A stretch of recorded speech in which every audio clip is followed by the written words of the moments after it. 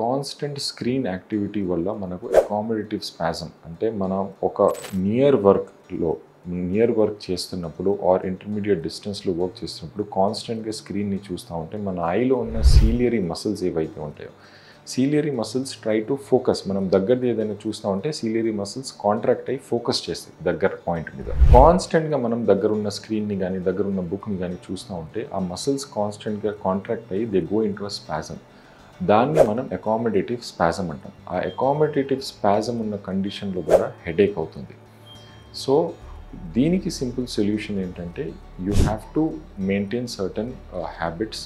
కాన్స్టెంట్గా స్క్రీన్ని చూడకుండా మధ్యలో మనం బ్రేక్స్ తీసుకుంటా ఉంటే ఆటోమేటిక్గా స్పాజం అనేది రిలీవ్ అవుతుంది. అలా చేసినా కూడా రిలీవ్ అవ్వకపోతే consult the doctor. They will give you the medication accordingly and you can get rid of your accommodative spasm and the associated headache.